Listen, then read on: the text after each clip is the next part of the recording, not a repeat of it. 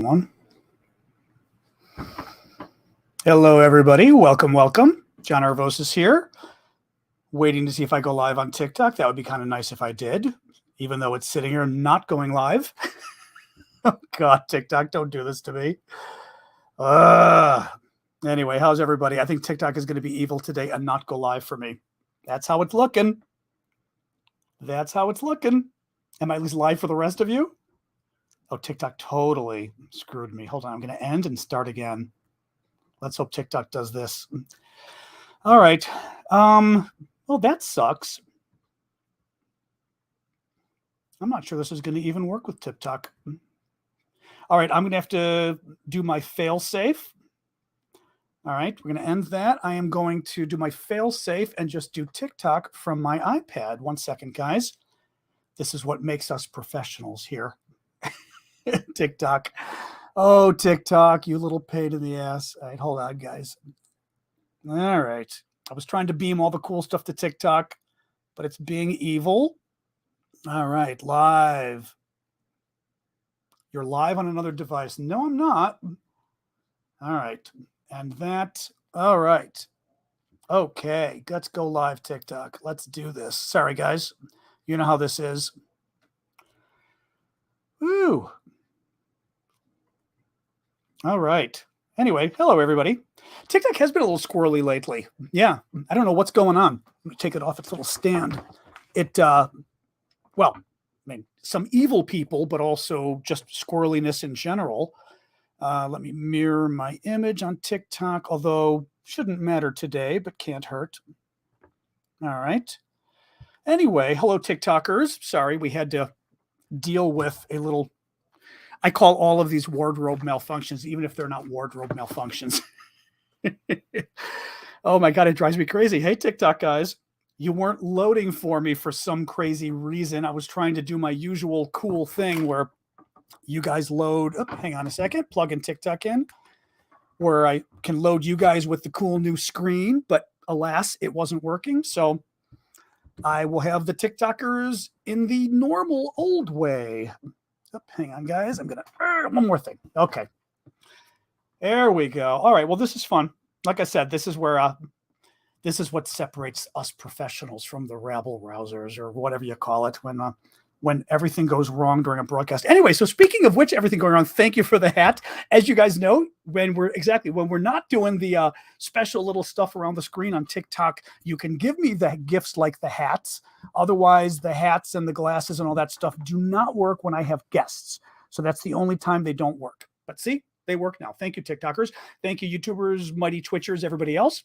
How's everybody? So yeah, I thought we had a good talk yesterday. I hope you guys didn't miss it. It was a little early, 2 hours early, but with Tom Much, who is an New Zealand war reporter, who is working out of Ukraine right now and beamed in. We had a little bit of issue with the video because Tom's internet was being hinky, but finally got it to work with the audio, which was good, and had a good hour-long talk with Tom, which was great.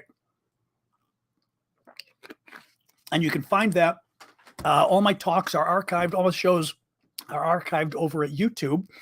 So you can see that. The other thing is, by popular demand, I set up a podcast, but it's a podcast, but it's not a podcast. I set up a podcast basically for these shows. So I'm taking the audio after the show, processing it a little to improve it a little bit. It'll be much better when I get back to DC. I'm using my funky little $50 microphone here, so the sound isn't as good, but DC, I'll be back to my big $500 professional microphone, but I am saving the audio as a podcast, so you can find it over at SoundCloud. I'm thinking it's soundcloud.com/Aravosis. I think that's the URL. Otherwise, you can Google SoundCloud and Aravosis, and it should come up. You'll see about 4 episodes there, but some folks, thank you for that on TikTok, some folks like to listen to these things when you're in the car or, jogging, basically as a podcast. So that can work. Otherwise, just to tell you really quick, and then we'll dive right in. We've got David from next week. David will be our guest on Tuesday, the 20th. He will be at the normal time, so 6 p.m. Eastern. So you don't need to adjust anything. But David is fascinating, conservative writer and thinker. Very early on, got himself in trouble, meaning early on for some folks, 2010, David already started to make enemies in the Republican Party because David is basically a good human being. And I know a lot of people don't like him on the left because David was working for George Bush. That would be George W. Bush, so the son of, or I should say the son, George Bush. But David helped him on the Iraq War, so a lot of folks are pissed at him at that, and I can understand that. But David's great, fascinating guy, nice guy, friend of mine, and just one of the most brilliant intellectual people I know. And I just find it, like I said, listening to David for me is like going to the best college lecture ever. So that's going to be a lot of fun. He's a great guy. We have a lot of fun talking to. Like I said, he's a friend now. So join us for that Tuesday the 20th at 6 p.m. Let's dive in, guys. So I've got, as I said, you can do the GIFs on TikTok since we don't have a guest today. So that works great. For everybody in general on TikTok, if you guys could submit your comments via the Q&A function in my profile, that would make it easiest because TikTok in its wisdom took off the Q&A boxes in the lives. Or actually in some of them, I found out they're testing. So they took it off in mine just to test. So it's a pain in the ass. So if you guys would go to my profile, use the Q&A link for your questions. The rest of you, obviously, you can use the comments at the bottom as well. Of course, I appreciate when you do the super chat questions because that works out as a donation to me. I am doing this work for free and I am trying to do it full time. So please help me out if you can. All right, guys, let's dive right in. So, I've got a couple actually kind of good stories to start with. One just made me laugh. I don't know if this is true. This is being reported from Ukraine, but it's anecdotal, but it's really good.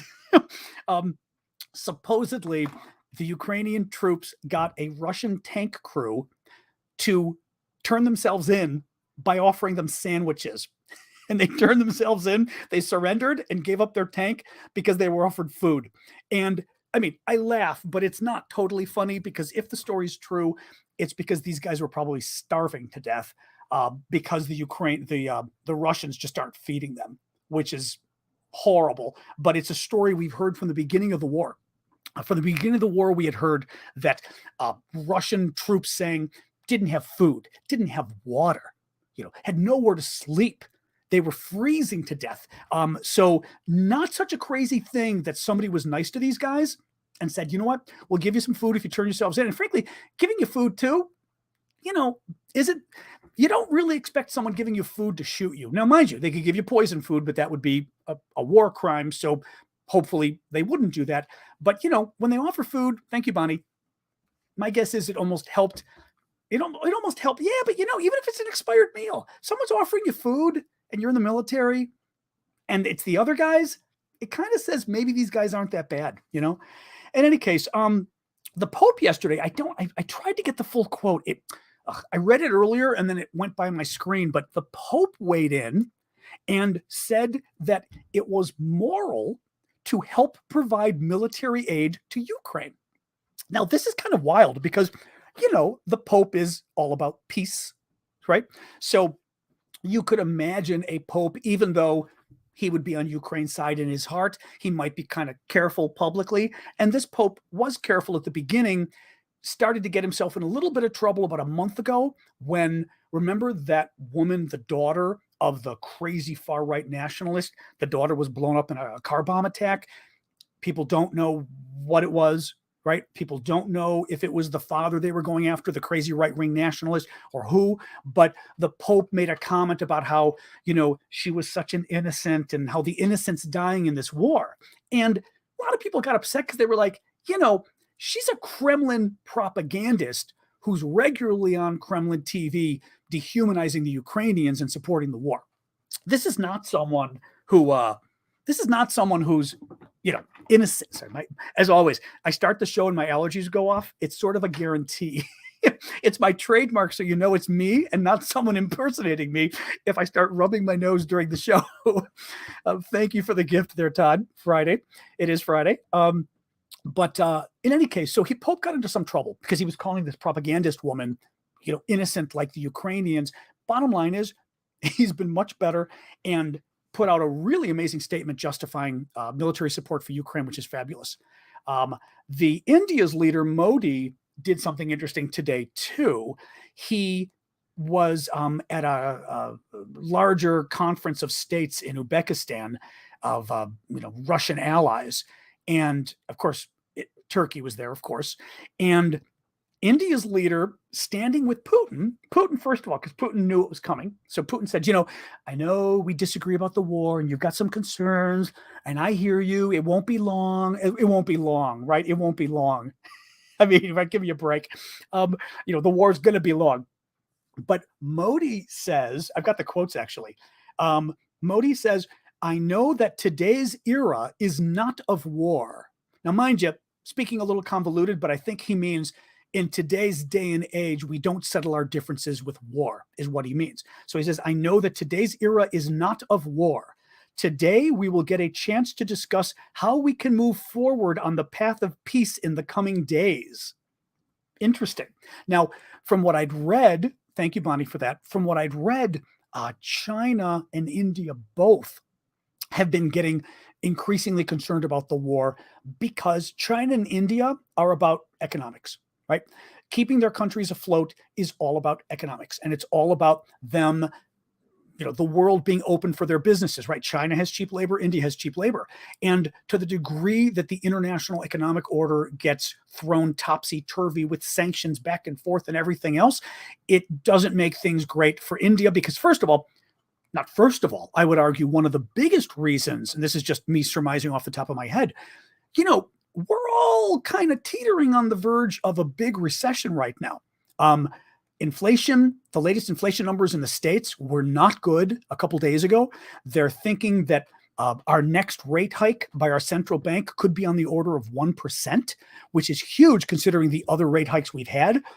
There's real concern that the central bank is going to send us into a deep recession because we don't have a choice in order to get rid of inflation. Part of this is because of energy prices. The energy prices could get even worse in the fall with the Russians turning off, all the natural gas for Europe. The world economy is in a teetering kind of place, and the Russians and this war isn't helping it. So India and China, for that reason, might not be terribly thrilled with the Russians for what's going on. Putin. So Putin, during the news conference there, Putin claims, this is great. Putin claims a number of things. Now, mind you, Putin's a liar. The Russians routinely lie in diplomacy, so there's no reason to believe Putin on any of this. But just for yucks, Putin says that he only wants the Donbass now. Remember, the Donbass is the region in the east of Ukraine. Go all the way to the east, you guys have the opposite there, but you get what I mean. All the way in the east, two different regions, Donetsk and Luhansk, right next to each other, Donbass. And now Putin's claiming he only wants those two regions. That's all he wants. That's all he wants. He wants to liberate them and the war can be fine, right? The war can be over. BS. It's absolutely BS. Putin would still love to get his hands on Kyiv. He probably still has aspirations to do it. We know he's wanted the two provinces of Kherson in the south, Zaporizhia right to the east of it, where the counteroffensive is now going on in Kherson. Anyway, it's all a bunch of BS. But Putin's claiming, poor Putin, he just wants the Donbass. That's all he wants, folks. Cut the guy a break. Then he goes on with and says that Ukraine is attempting to carry out terrorist attacks inside Russia. Quote, check this out. Quote, to damage our civilian infrastructure. And he threatened that he's going to escalate. You better watch it. He's going to escalate. Now, a few things on this. Putin, in the last couple days, right, last week, he's been trying to blow up a nuclear power plant. We're talking about who's attacking civilian infrastructure and it being terrorism. Trying to blow up a civilian nuclear power plant. Trying to blow up, he has been blowing up the electrical infrastructure all across Ukraine. We know in just the last couple of days, because he got so pissed about how poorly the Russians were doing in the counteroffensive, that he started just blowing up power stations across the country. Kharkiv keeps getting in the dark, but other towns as well. And and then finally, and they did it again today, and I'm going to talk about it a little later, he's trying to take out an entire hydroelectric dam in southern Ukraine.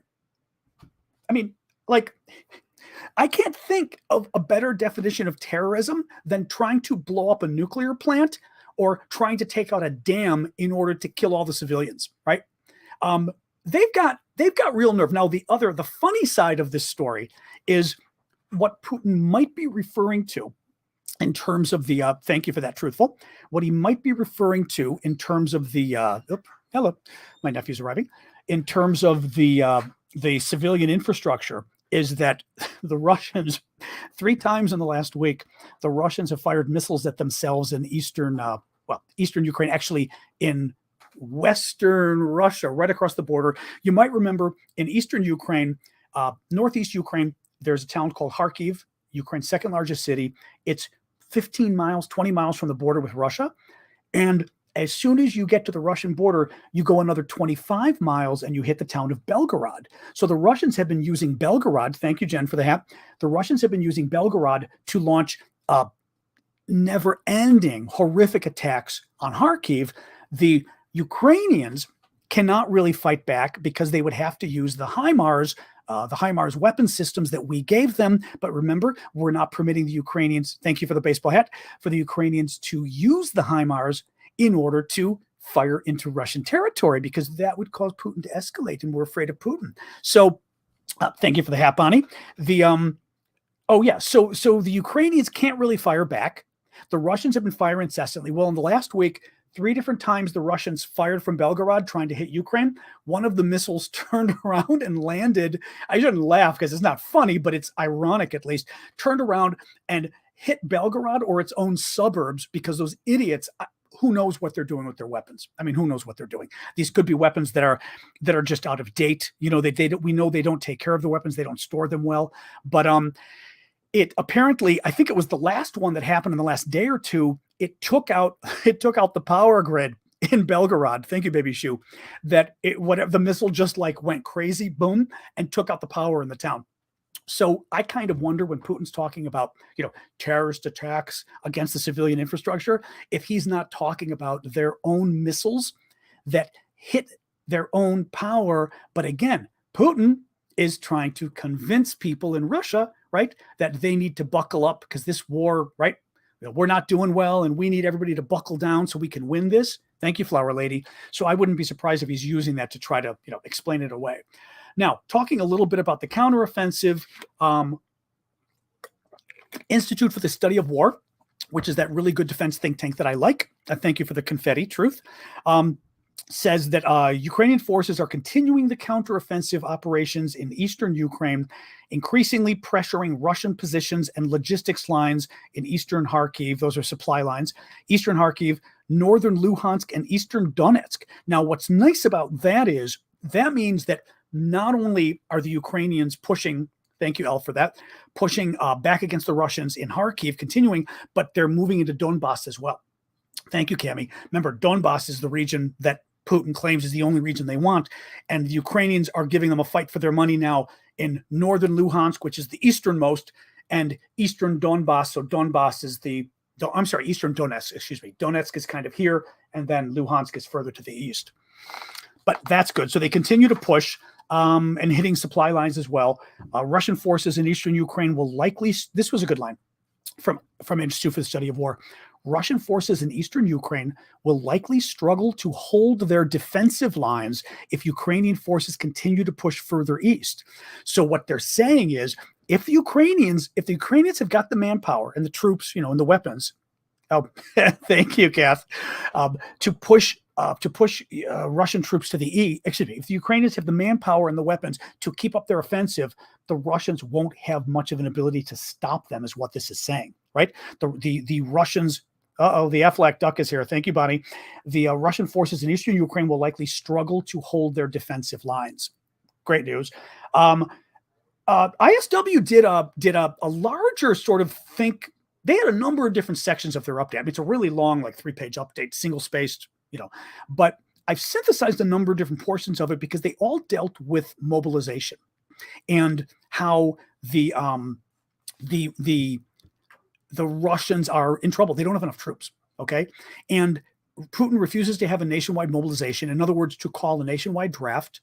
Currently, the Russians get their troops, the old-fashioned way you do when you're at peace in many countries, where they, every eligible man in Russia, at least men, signs up for the draft, and then they pick maybe 150,000 men twice a year, maybe, who have to come on and serve a year of military service. And men between, this is before the war, men between the ages of like 18 and 27, I believe, in Russia are eligible, but most don't have to serve. It's just if your unlucky number gets drawn, you got to do a year of military service. Well, the Russians are still doing it that way. Okay, they don't want it. Putin is afraid of calling a nationwide draft. He's afraid that he's not going to have the support of the people if he does that. He's afraid also that it's going to show that they're not doing well. Although people are starting to figure that out anyway, and the local news is reporting that. Now, listen to this. A lot of different stories here. In response to getting their butts kicked last week, in the last week, I should say, in the last week and a half, in this counteroffensive in the east, the Russians have now increased their crypto mobilization. Institute for the Study of War is calling it a crypto mobilization, meaning they're hiding it. They're hiding the, not crypto in the crypto sense. Crypto, actually, it's kind of, they're calling it crypto because it's the Greek word. My sister's watching, so I know she'll appreciate this too. But it's the Greek word, I think, krypto. Krypto, I seem to remember meaning like hide, hidden. And it's using the word in that sense. So a hidden mobilization that people don't know about in Russia. The Chechen leader, Ramzan Kadyrov, who's the real like nut job, but has been helping Putin fight in Ukraine with his troops. He called for, this was great, a self mobilization. I love that. It's like a self deportation, a self mobilization in the various regions, and said, what did he say? And not want. This is weird what he said. He suggested that the various regions around Russia mobilize themselves and not wait for the Kremlin to declare martial law, which I thought was kind of funky. I was like, is the Kremlin, did anybody tell the Russian people that the Kremlin was thinking of declaring martial law? Like, I'm not sure Putin was claiming that, but nonetheless. The Russian propagandist Margarita Simonian said that Russians, she echoed the need for Russians to volunteer to join the war effort. And, I know what I was going to say. And then several local governors also suggested people volunteer. The problem with volunteers is the Kremlin themselves are talking about trying to get more volunteers.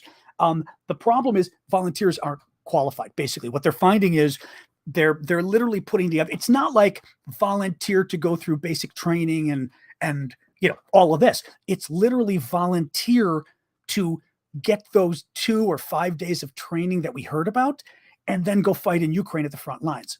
Well, who the hell's going to do that? Who the hell's going to? I mean, for this war, especially the interesting thing is, especially with the war news finally coming out honestly, right? That the Russians are finally getting some on the nightly talk shows in Russia on TV this week. They're finally getting some news telling them this isn't going very well.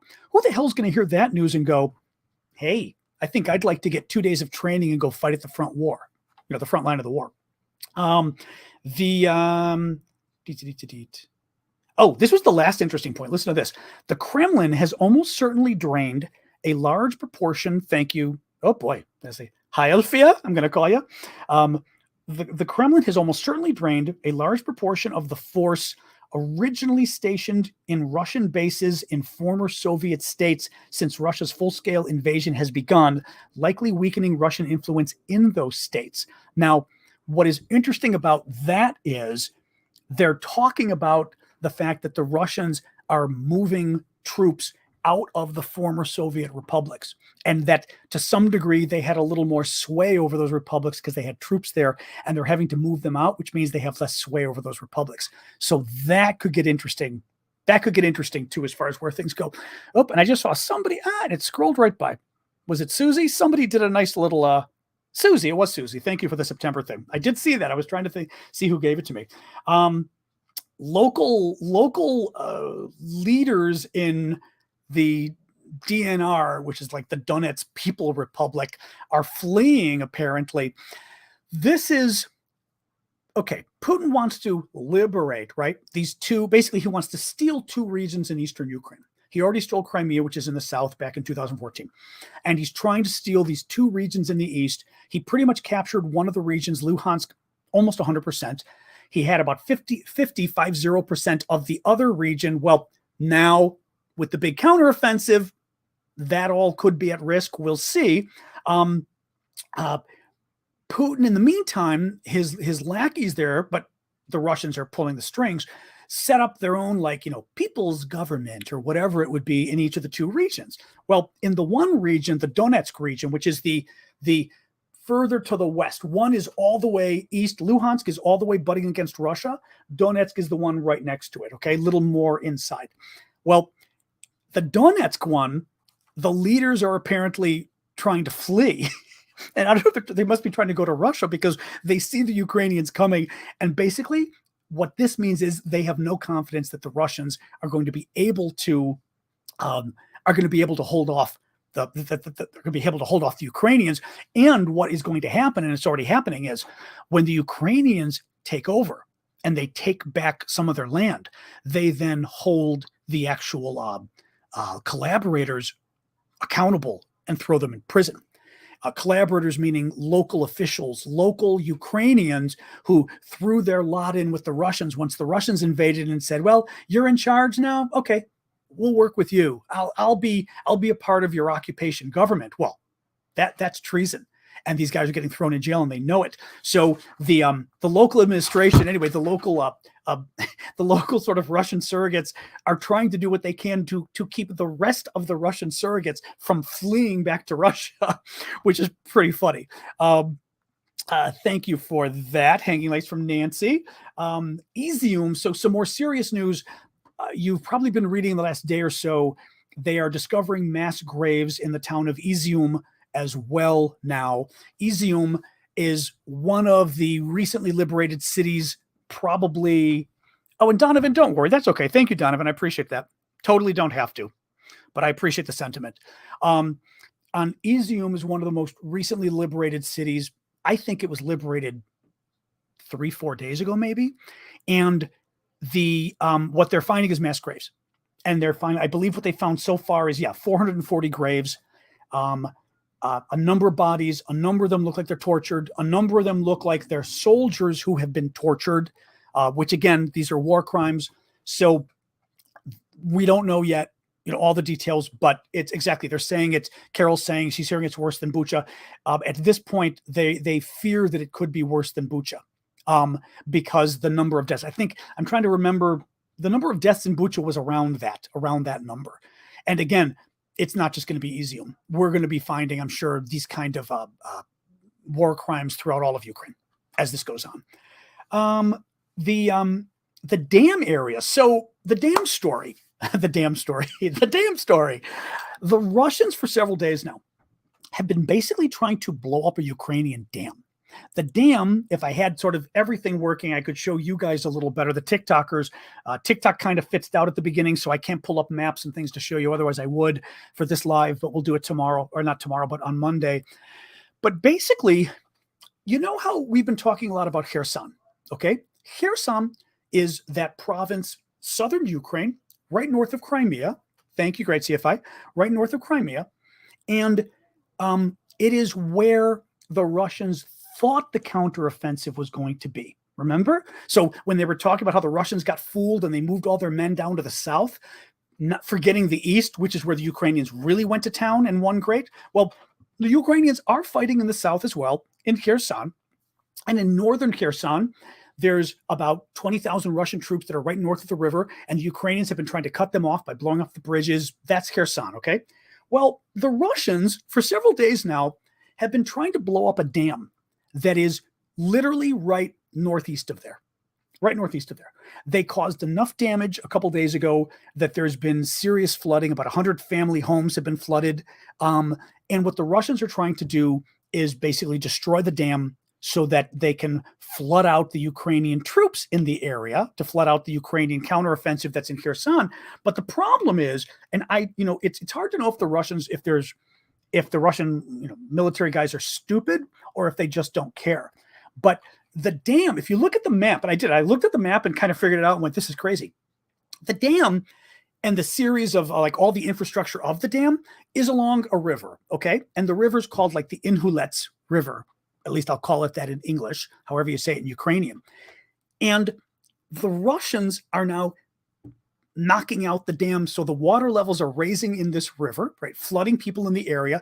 Well, this river that's getting flooded is heading down about, I don't know, 10 miles or so to the Dnipro River. The Dnipro River is the big river that cuts Ukraine in half. Well, and if I had the map, I could show you. You'd laugh at this literally, okay? Dam getting blown up. River coming out of dam. River starting to flood, coming out of the dam. The river then enters into the Dnipro. What happens right when the river enters into the Dnipro? The Russian troops are trying to cross the Dnipro at multiple points because the Ukrainians blew up the bridges. So the Russians have been trying to use pontoon bridges, like floating bridges that the Ukrainians also keep blowing up, but they've been trying to cross the river that the Russians are about to massively flood out. So not only are the Russians in danger of killing their own troops in a massive flood, but also if the river floods, then they can't set up new pontoon bridges, and those 20,000 Russian troops north of the river are cornered and captured by the Ukrainians. So I mean, it's insane what the Russians are doing. But again, the Russians, I think this is a Hail Mary. This is just nonstop Hail Mary from Putin. Putin, obviously, he's freaked out about what happened. He wants to show some success to people back home. If he can say he blew up a dam, it'll make people back home happy. And he just doesn't care about his own troops. And we know this. The Russians do not care about their own troops, but they also don't care about the civilians either. I mean, the Russians blew up a dam back during World War II in Ukraine, killed anywhere from tens of thousands to, I read, over 100,000 Ukrainians were flooded out by that dam. I mean, horrific what the Russians did. The collaborators, God, there's a lot of news today. I'm sorry. There's a lot of news today. All right. The collaborators. So multiple stories of collaborators getting killed.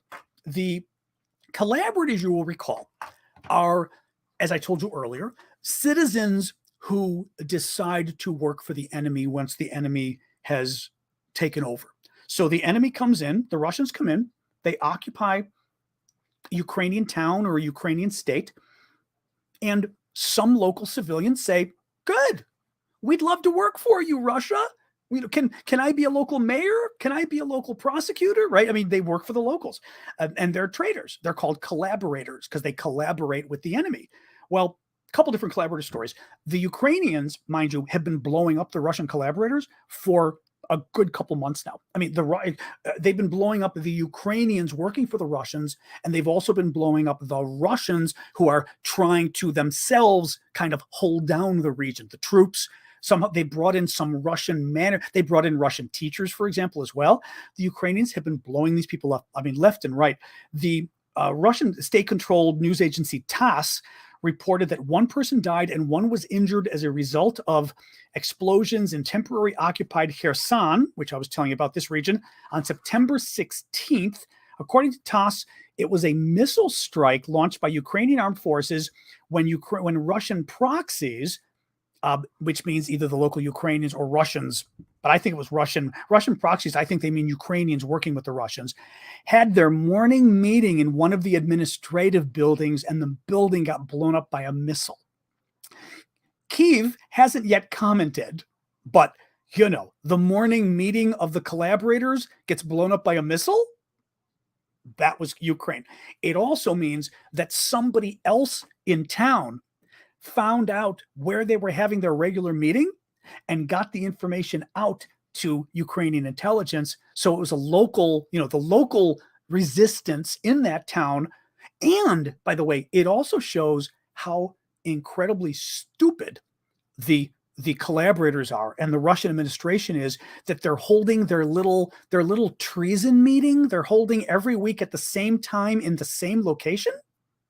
Seriously? I mean, what kind of idiot does that? I mean, when these guys are blowing people up left and right? Russian proxy was also killed in an explosion in occupied Luhansk, which is the province furthermost to the east, right along the Russian border. It's the one that Putin really wants. He's not in danger of losing it yet, but he could be. What happened there? The Russian state-controlled news agency reported that Sergei Gorenko, a Russian-installed proxy in charge of prosecution, right? So he was a prosecutor, was killed by an explosion in his office. This is the thing. The Ukrainians have got this where behind enemy lines, so this is Ukraine, but Ukrainian territory that is occupied by the Russians. The Ukrainians are doing such a good job that they have local civilians working in occupied territory who are able to get a bomb into this guy's office. And he's a local prosecutor working on behalf of the Russians, which means you'd think they'd have some security or something. I mean, these guys are good. These guys are very good in terms of what they're doing. The New York Times. Oh, this was good news. So we harp on Germany a lot. This was good. Actually, 2 good Germany stories. I've got 2 good Germany stories for you today. Felix will be happy if he's here. The German government has taken over the Russian oil giant Rosneft's subsidiary in Germany. An action aimed at, this is from the New York Times, an action aimed at securing critical energy supplies as Europe moves towards a ban on imports of Russian crude later this year. The economy ministry said on Friday, the move, which involved placing Rosneft Deutschland in a trust for at least 6 months, is designed to ensure the continued operation of Rosneft's 3 refineries in Germany, which supply gas, heating oil, and jet fuel to the city of Berlin and nearby areas. Good. But it was kind of freaky. I mean, this is unfortunately to the extent that Germany got in bed with the Russians in terms of energy. They even had a Russian oil giant owned some of the energy facilities in Germany, which is insane. I mean, now in retrospect, it's really insane, but good that the Germans are cleaning that up. Zelensky, this was interesting too from Zelensky. So Zelensky is suggesting resuming ammonia exports from Russia via Ukraine if the Russians return Ukrainian POWs. I like this because it's an interesting kind of accommodation coming from Ukraine. First of all, it's a smart deal from them because they get their troops back, but it's also kind of smart because it shows them willing to make economic accommodations, et cetera. Listen to this. President Zelensky said in an interview with Reuters that he proposed the plan to the UN amid a global shortage of fertilizer, right? Ammonia is used to make fertilizer, right? Fertilizer. I'm against supplying ammonia from Russia through our territory. I would only do it in exchange for our prisoners, he said. Ukraine has a pipeline that can pump up to 2.5 million tons of ammonia annually from Russia to Ukraine's Black Sea ports. Zelensky's idea was rejected by the Kremlin, of course. Well, you know what? Then you don't get your fertilizer. Also, this is because the Kremlin has been wanting, thank you, Dragana, that was nice of you. The Kremlin has been wanting to, basically one of their policies is, right, starving people in the Middle East, starving people in North Africa, and creating refugees that then will go and flood Europe. Now, finally, the Ukrainians got them to let the Ukrainians export some of their grain, which will help. But I could see the Russians going, once again, so we don't get the fertilizer out. Okay, right? There's a worldwide shortage of grain, and then what happens? The last little story, since I said I was going to do another pro-Germany story. Greece is going to supply Ukraine with 40 BMP infantry fighting vehicles, BMP-1s. According to a deal finalized with Germany, Greece will receive the same amount of Marder armored fighting vehicles from Germany in return for the BMP-1 vehicles supplied to Ukraine. It took Germany and Greece 4 months to agree on the deal. This is the deal that the Greeks said they had sort of agreed to 4 months ago, and the Germans, something was going on with Germany. I'll leave it at that. But they finally got the deal done, which is good. So hopefully that'll be happening in the next few months. All right. So that is the news for today. We can now do Q&A. I know I'm breathing a little today. I was out doing like gardening for my mom. Well, not really for my mom. I was digging up one of my mom's peony plants to bring back with me to DC. And that took a little more work than my asthma was happy with. Let me start with my Q&A. Okay, so for TikTokers, you guys know, I will tell you again in case you don't know, to submit questions to me, go to my profile. And for TikTok first, you will see, do you see the thing that's Q&A right in the middle? Go to the Q&A box right there and submit questions there. It's the easiest way for me to be able to pull up the questions. Makes it easier. I appreciate that. For the rest of you, obviously just use the box at the bottom, and let's dive right in. I'm going to see if you guys put anything. Give me questions, guys. Because I appreciate like you guys are watching and listening and then no one's writing questions. Heard the Ukrainian president was in a car crash. Any update? No update. I mean, he was in a car crash. It's funny. The journalist we were talking to yesterday, Tom Much, who's a New Zealand journalist working in Ukraine, Tom said he didn't think it was suspicious at all. He said, "Oh," he goes, "I live here." He goes, "I haven't been in any danger from the war yet. The thing that almost killed me was almost getting hit by a car." And another journalist had the same thing. Another journalist was in the worst area and no problems, gets hit by a car in the hospital with 2 broken arms. So Tom says that we should look at the car accident as a car accident. And he also said that Zelensky doesn't really take any favors. So basically Zelensky wouldn't be traveling in a big caravan of cars, moving all the cars out of the way and everything. Zelensky would be in traffic. So somebody hit Zelensky somebody hit Zelensky and then was probably mortified that they hit Zelensky. What do we got? Okay, guys. Yeah, submit your questions here to the Q&A. You guys here. Any truth to the rumor Ukraine could possess weapons of mass destruction? Nah. We'd know. I mean, there's no way that they would. First of all, they don't have their own domestic production of uranium. I say Ukrainium. I was going to say that would be good for a comic book. Ukrainium. It's like what's the secret substance that they've got in the Black Panther? You know what I mean? Ukrainium. I like that. But no, they would have to process Ukrainium. I'm going to keep calling it that. They would have to process uranium, and we would know that they were doing it. They don't have the facilities to do it. They would have to buy uranium on the international market. We would know. They don't know how to put together, U-238, they don't know how to put together a nuclear bomb. They would have to get the scientists to do it. Again, we would probably hear that Ukraine was trying to hire scientists. There's no way. And they then would have to test their bombs. So they'd have to have nuclear testing. Vibranium. There you go. Thank you, Marcus. That's it. Vibranium. It sounds real though, doesn't it? Ukrainium. I like it. So yeah, there's no way. And I mean, chemical weapons, who knows? The only thing is there's been no evidence of that. The Russians have been trying to, thank you, Bonnie. The Russians have been trying to claim from the beginning, remember, that America secretly has been working with biolabs in Ukraine, and total BS.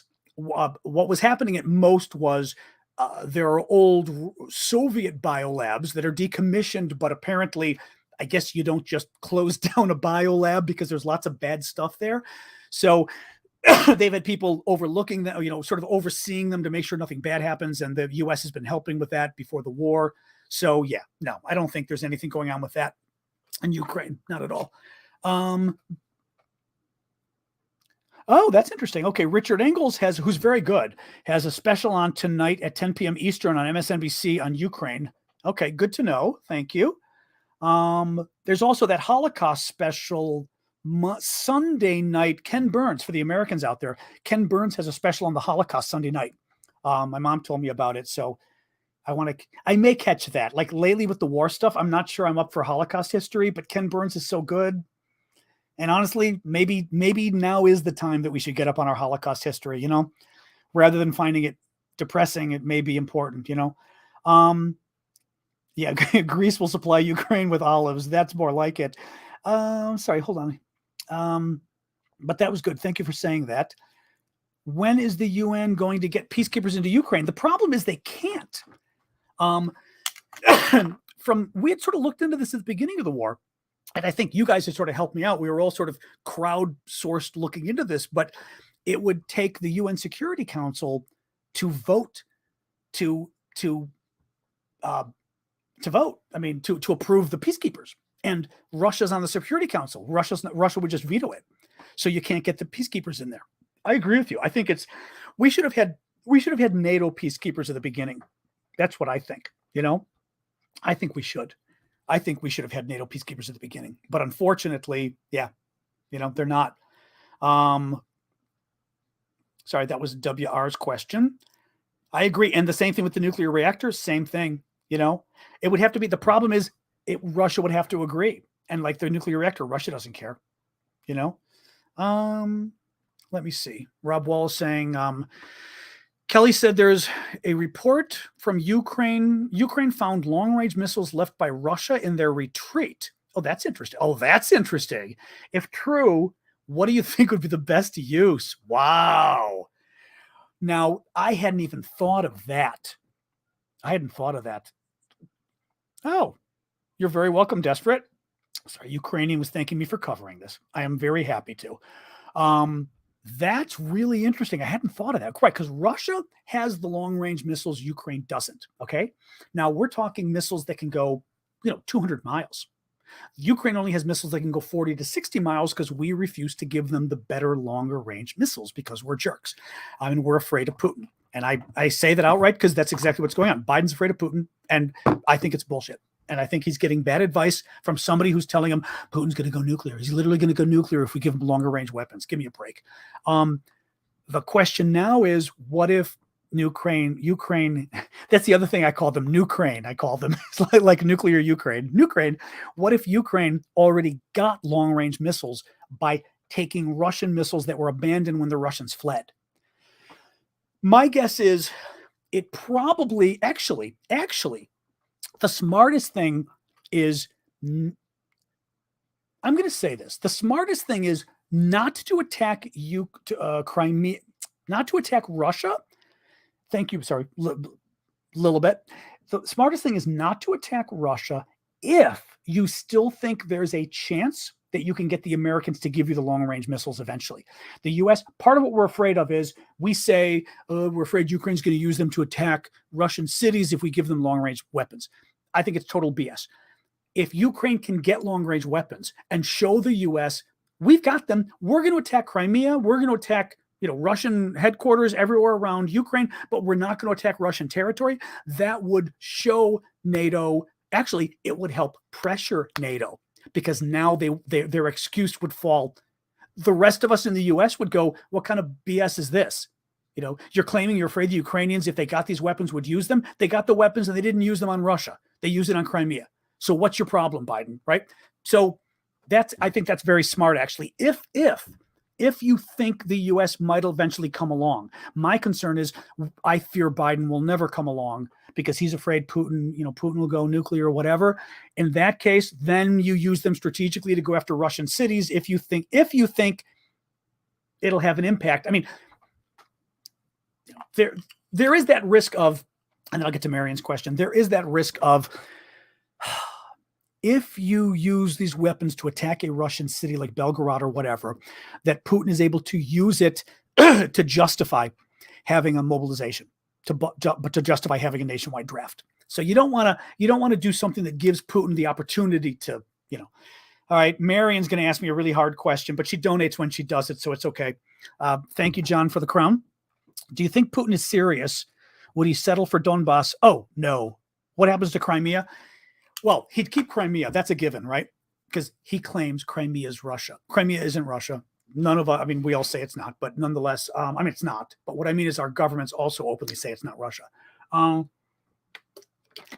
Putin, Marion's referring to, at the beginning of the show, I mentioned how Putin is claiming now that, I just want Eastern Ukraine. I don't want the rest of it. I just want Eastern Ukraine. And first of all, they lie. The Russians lie left and right about this stuff. Putin lies. I mean, they lie. There is literally, it reminds me of other politicians we've all dealt with, where everything out of their mouth is a lie. But I'm quite serious, meaning you shouldn't take any of it as being legit. So there's no reason to believe that Putin's telling the truth, right? Because also, why would he?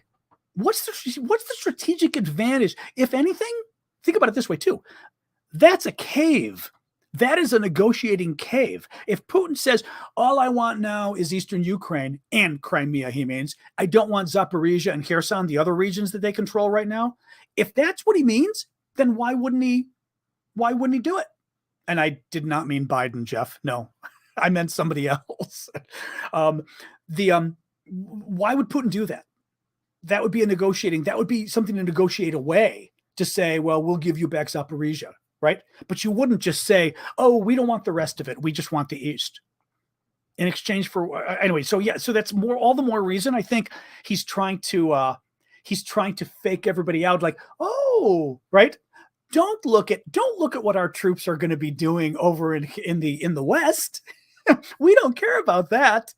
I think it's just, yeah, it's bullshit. It's bullshit. And Crimea, Putin wants Crimea. I was reading some stuff. I mean, you probably know this better than I do, Marion, but I was reading some stuff on this recently. There's a whole, I mean, it is strategically important, Crimea, because of the naval base there, and Russia has a lot of other bases there now as well. But also, it's a significance, like what's the word I'm looking for? Almost a religious significance kind of thing to Putin as well, Crimea. The whole idea, actually Odessa too, really. Thank you, Stephen. The idea that, this is traditionally Russia and you've taken them and they should have never been given away to Ukraine. Maybe Ukraine wasn't Russia, but Crimea was Russia, this kind of thing, right? So he's not going to give it up unless he's kicked out. And hopefully at some point he will be. Oh God, I can't give you all of that, Froggy. Sorry, the 8 years of the Donetsk Oblast. I mean, the Russians invaded back in 2014. I could never, first of all, I wouldn't even be the expert to summarize the history of the 8 years from then till now. But the Russians did invade back then. That's when they took Crimea in the south. They used,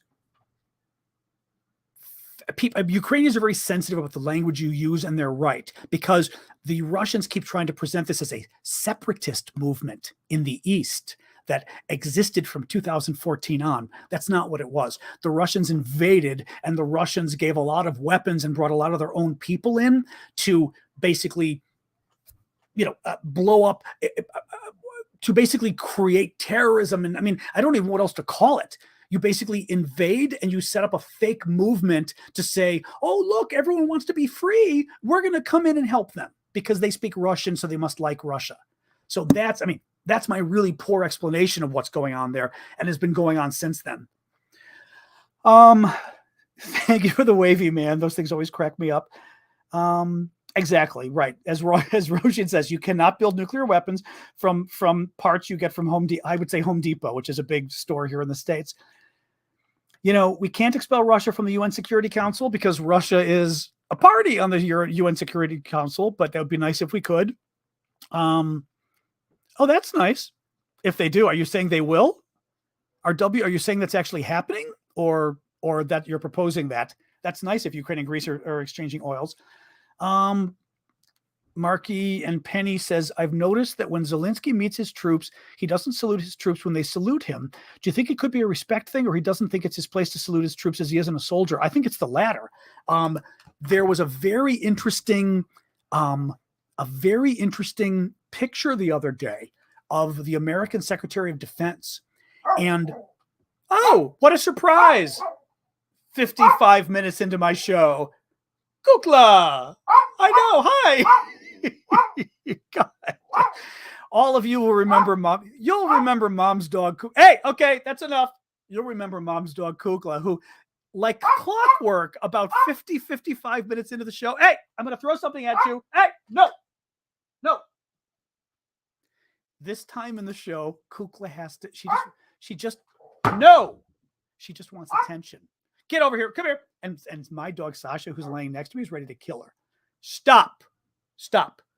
U.S. Secretary of Defense Lloyd Austin, former American general, I believe, but now he's in the private sector, so to speak, not private sector, but he's no longer military. He's the Secretary of Defense. That makes him a civilian. And there was a picture showing our soldiers saluting him because he's the Secretary of Defense, and him standing with his arms by his side. And some of the military folks online were saying, check out this photo because, if this guy was a general, he probably was in the military for 40 years. This, it is killing Austin not to salute back, but he knows he's not supposed to, because in America, civilians run the Defense Department, and he's a civilian now. He's not military, and it would be inappropriate for him to salute because he's not military. So my suspicion is it's the same thing with Zelensky. I could also see, now, granted, I think, does the president salute? The American president might salute because he's the commander in chief. I think he does. I think. Correct me if I'm wrong here, though. But it's an interesting question because I could also imagine a respect thing, right? If I were Zelensky, or even if I were Biden or Trump or whatever, saluting back when you haven't had military service. I don't know whether Biden, I don't remember if Biden has, Trump hasn't. Saluting back when you haven't had military service, I almost think could be disrespectful to a degree. So the president does, okay. But in Zelensky's case, I think that's why. I think in Zelensky's case, he's just, he thinks, you know what, it's not appropriate. I'm not military. And frankly, Ukraine's a relatively new democracy. I mean, they broke away from the Soviet Union back 1991 or so. They're a relatively new democracy of 30 years. Maybe he's also trying to set those lines where I am a civilian running the military. Maybe himself, I could see that. Friday, it is Friday, Patty. Let me see if any of you guys on TikTok have put questions in now to my TikTok profile. Thank you, folks, for this. You have. Is it possible that Trump has given Putin intelligence material to plan the war on Ukraine? I mean, look, I'm no fan of Trump. I'm hoping nothing that specific happened. I would hope that nothing that specific.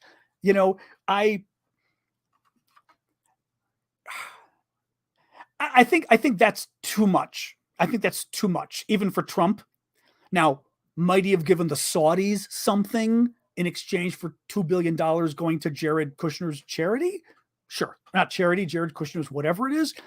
That I could see him doing, right? But giving Putin the invasion plans kind of thing. I mean, I don't put a lot of stock in Trump, but it just doesn't sound plausible to me where other things could be more plausible for me with Trump. Do you believe something will happen on the 24th? No. Remind me again. I'm already forgetting, guys. Remind me again. Oh, is the 24th the hearing, you mean? I think the 24th. No, it's the 28th is the congressional hearing for the impeachment, for the January 6th investigation. What's the 24th? I don't know what the 24th is. Do you think Putin regrets the special war action? I would think so. He's not going to admit it publicly, and people are saying he doesn't regret it, but come on. Come on. I mean, I know that's interesting. Somebody's saying in war, you shouldn't salute because it shows who the commanders are. That's interesting, actually. That's interesting. Oh, right, because you salute the higher up or whatever, right? Yeah, that's interesting. But I mean, Putin would have to be an idiot to not regret the invasion privately to himself at this point, right? Because it's a disaster. It's clearly a disaster. I mean, forget about all the soldiers that are killed, even though, because he doesn't care, I think, about the soldiers that are killed. He does care about the fact that the Russian military has been emasculated. Roshan, somebody tell me the super chat that I missed, if you would. Give me the details of what it is, please. I don't know what it is. Just tell me the person's name and what they asked if you can, because I didn't have anything on the top of my screen showing there was a super chat. Sorry about that. Oh, did Dragana have one? Sorry, guys. But let me finish this one first really quick. So, the Russian military has been emasculated, absolutely emasculated. No one's afraid of them anymore. I mean, their sort of former Soviet states are acting up a little bit more. I think it's made them look weak as hell. It's made them look weak as hell. So he's got to feel bad about that. Oh, Craig. Oh, thanks, Craig. Sorry, I'll pull that up. So I got to say, I think Putin privately is regretting this because I think his leadership position is a bit on thin ice as well. Maybe he's not going to get overthrown, but he's on thin ice. Recent interviews have been excellent. Thanks, Craig. Do you think Ukraine will be joining NATO after they've won the war? No, because NATO won't let them after they've won the war. I think NATO's not going to let them. I mean, France and Germany, right? France and Germany aren't going to allow it. I don't know whether the other NATO, like whether Turkey would, but France and Germany, I don't think would.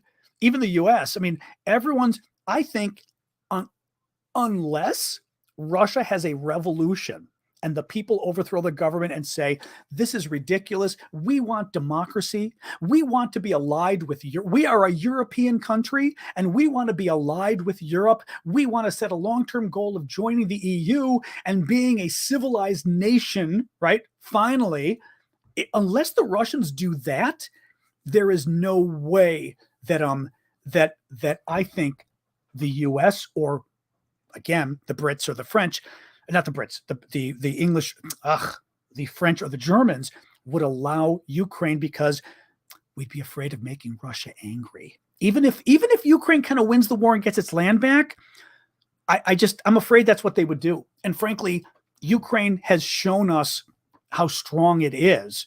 And, I would argue the best way to avoid another war, because there will be another war. Somebody the other day, who was it? It might have been McMaster. It was one of the generals that Trump had as a chief of staff. And I believe it was him. And he said, when Vladimir Putin, he was talking about when he withdraws, I forget the exact phrase, but he basically said, when Putin finishes a war, he's planning the next war. And it was something effective. When he withdraws, he's already planning to go back in. So he was saying when this war finishes, Putin is already planning how and when he's going to invade again. And the one way you stop that, Ukraine becomes part of NATO. Because as soon as it becomes part of NATO, boom, there's nothing they can do. Thank you, Crusher, for the hat. Because it clearly, the one good thing too that this war has shown is not only is Russia having kind of a hard time beating Ukraine, but there's no way they could take on NATO. Imagine if they had to deal with mind you, we haven't given Ukraine really any of our top weapons, really, right? We haven't used none of our tanks, none of our planes, our fighter jets. Imagine if you were fighting actual NATO pilots using NATO equipment, right? And NATO tanks with NATO tankers. I mean, I think that would be, and Russia fighting 30 countries instead of just one, please. 32 coming up soon. Oh, I forgot to mention that. This morning, in the last day, Greece and, who's the other one? Spain ratified Finland and Sweden entering NATO. So there are only, I believe, 5 countries left that have to ratify. One of them, of course, is Turkey.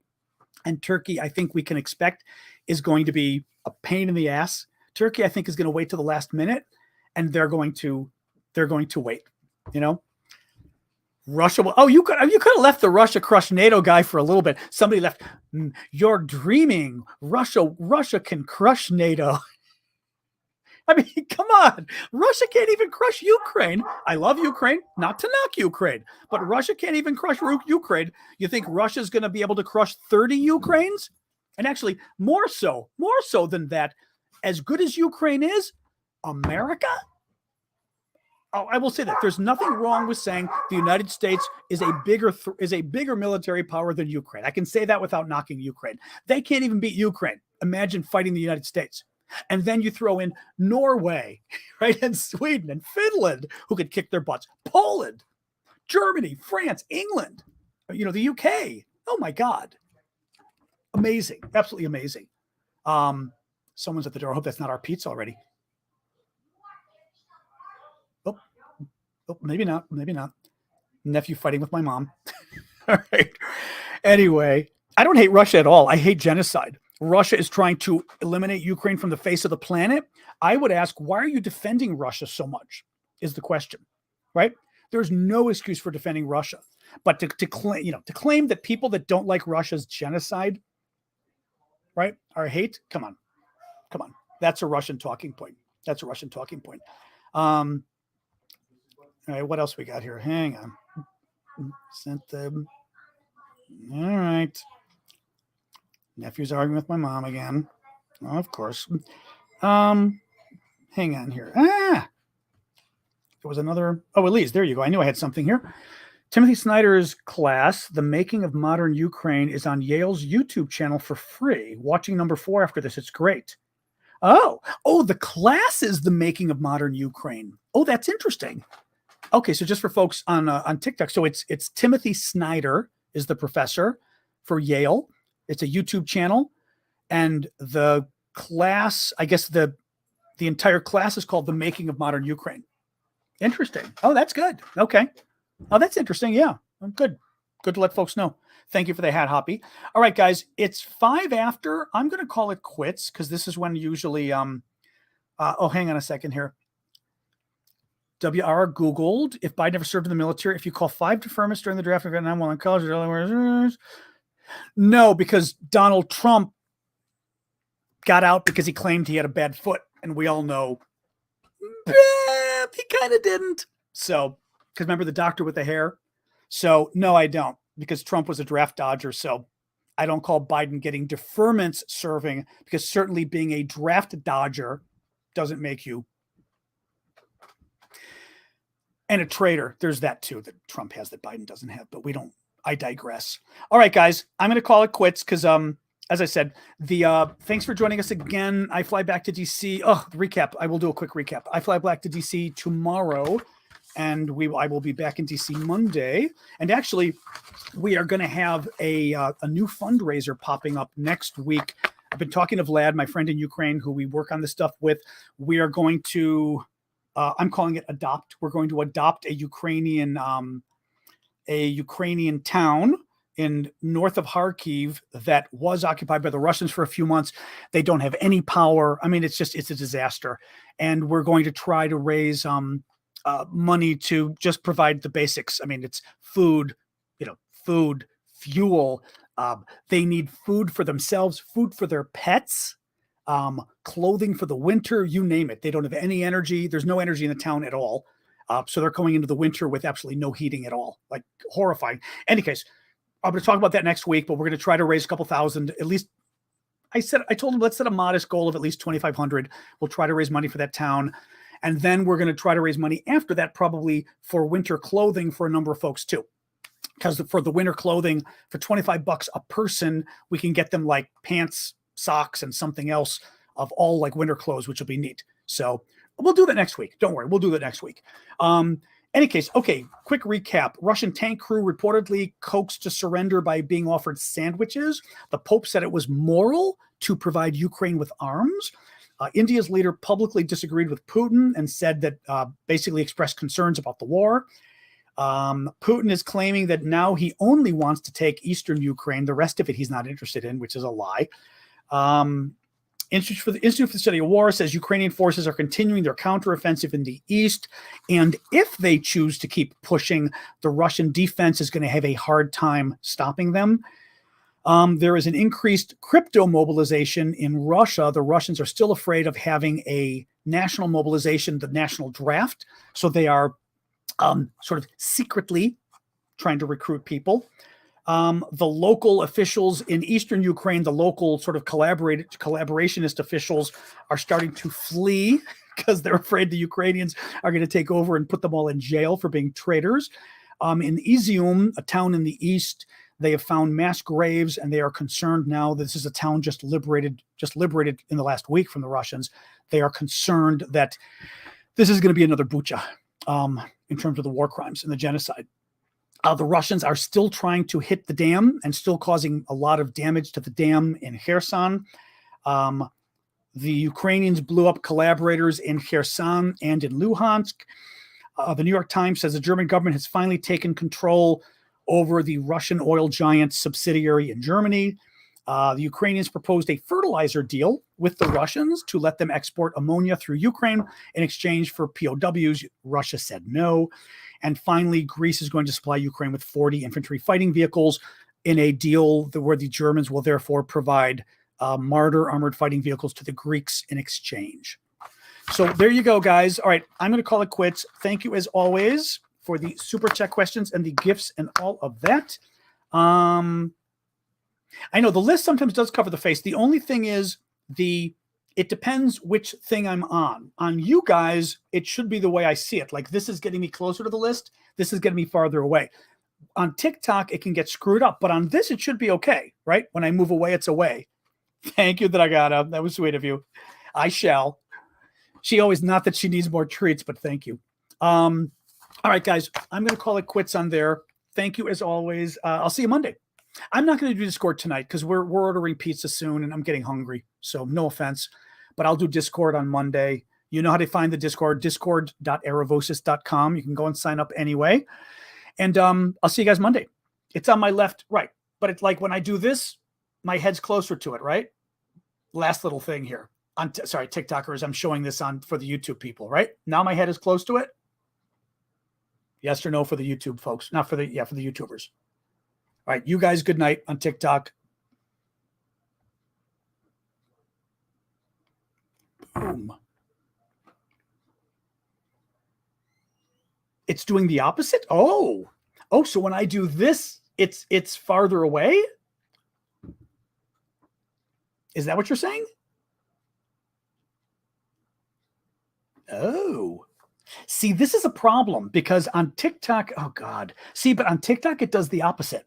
So when I mirror the image for you guys, it works. And on TikTok, it does the opposite problem as well. So I'm constantly finding my head behind the thing. Okay. Then I'm just going to have to make sure it's on that side and I'm in the middle. And when I have guests, I'm going to have to make sure it's pushed. Okay. That's too bad. Yeah. Cause like I said, I can flip it, but if I flip it, then I've got the other problem where for the YouTubers, or for the TikTokers, excuse me, I'm twisting it backwards. Yeah, that's bad. Okay, guys, I'll see you. I'll see you on Monday. All right. Have a good weekend.